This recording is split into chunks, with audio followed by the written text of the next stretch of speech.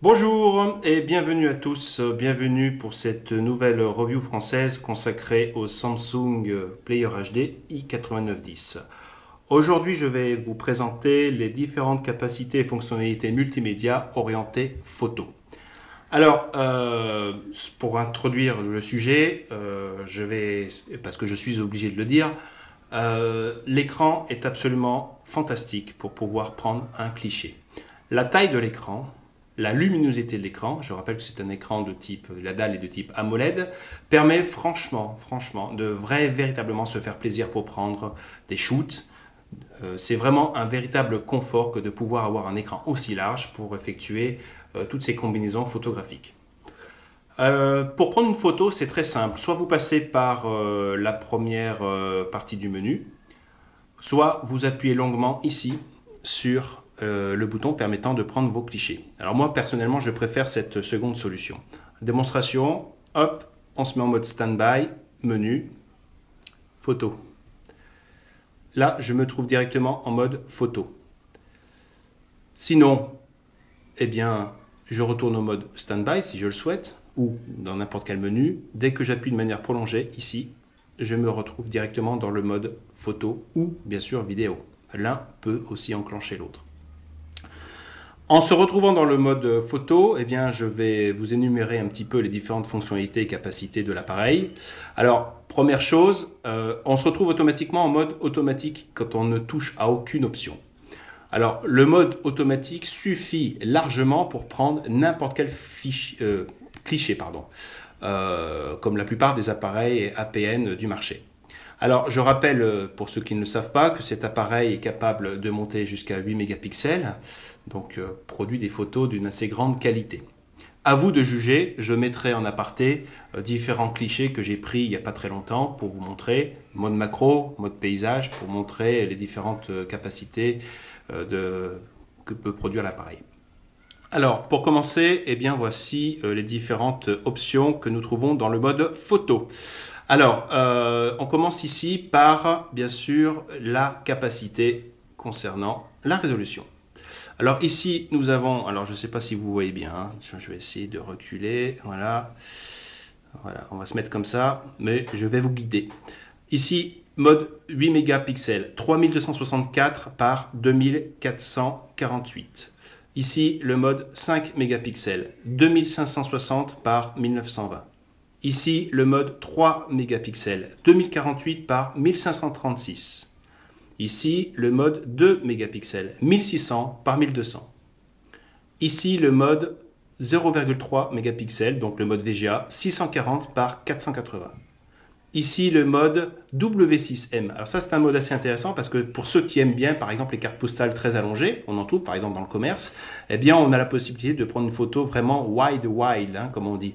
Donc 3264 par 1836.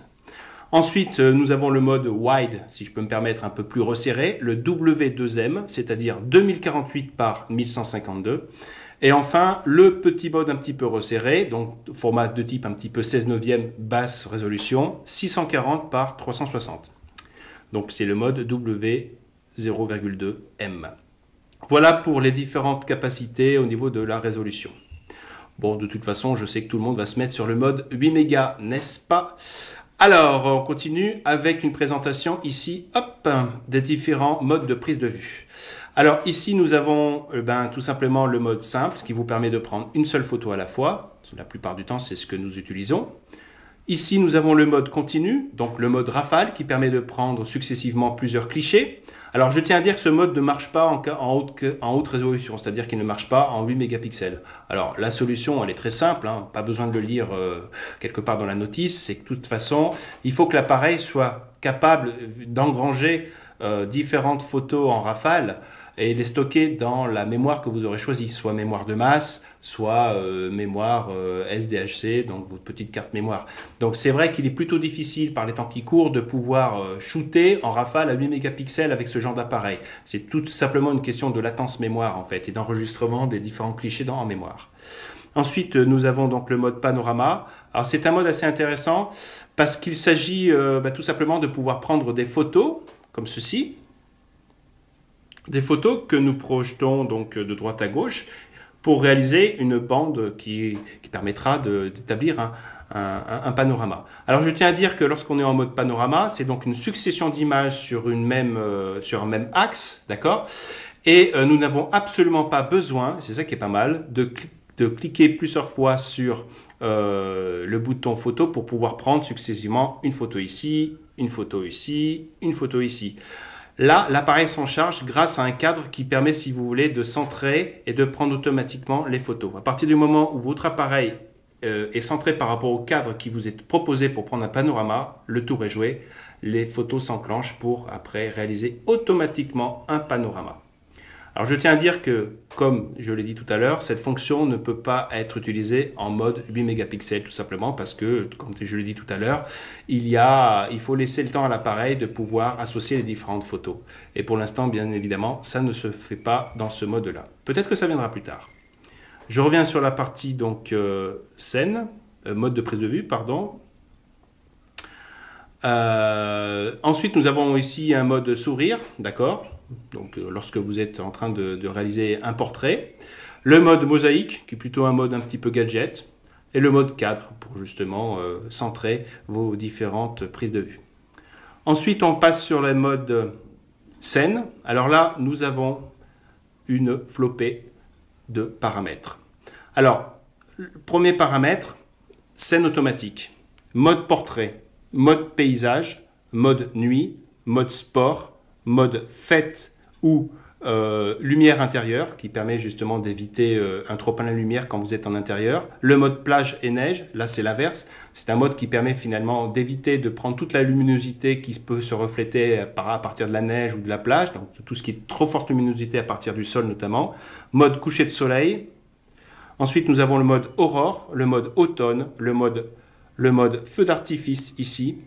Le mode texte qui permet finalement de faire un petit scan de documents, le mode luminosité bougie et surtout le mode rétroéclairage qui est un mode fantastique pour pouvoir justement éviter les arrière-fonds de lumière. Voilà. J'ai fait le test, ça marche véritablement.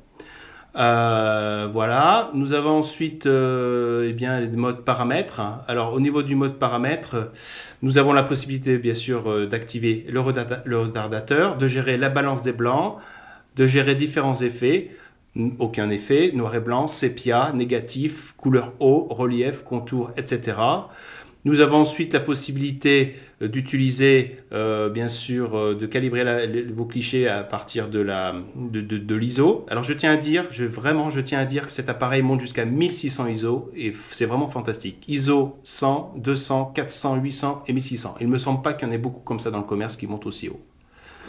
Ensuite, nous avons les mesures d'exposition ici, stabilisateur d'image.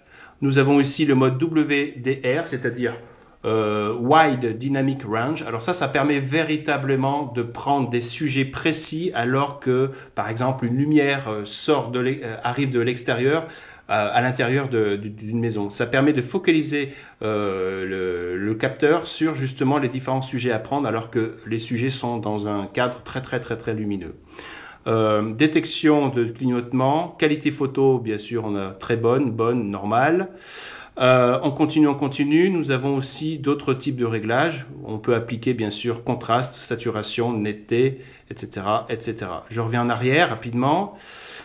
Nous avons la possibilité également d'avoir un guide qui permet justement de vous guider, comme on nous dit, pour pouvoir prendre des photos. Aperçu de la photo, oui ou non. Connexion GPS pour pouvoir justement géotaguer vos différentes photos. Obturateur, son d'obturateur, donc effectivement si vous voulez entendre le son du cliché, clic quand vous prenez une petite photo. Et puis bien sûr type de stockage, mémoire téléphone, mémoire de masse ou carte mémoire. Voilà. Je reviens en arrière et puis je m'attarde sur la colonne de droite cette fois-ci, rapidement. Hop, ici nous avons le mode flash automatique, flash activé ou flash désactivé. Ensuite le mode autofocus, le mode macro et le mode détection automatique de visage. Ensuite, nous avons bien sûr les différentes valeurs d'exposition. Voilà, hop, tac, qui permettent bien sûr de paramétrer l'exposition, etc., etc. Je vous garantis que les photos sont géniales. Je vous en mets en pièce jointe. À bientôt pour une prochaine review.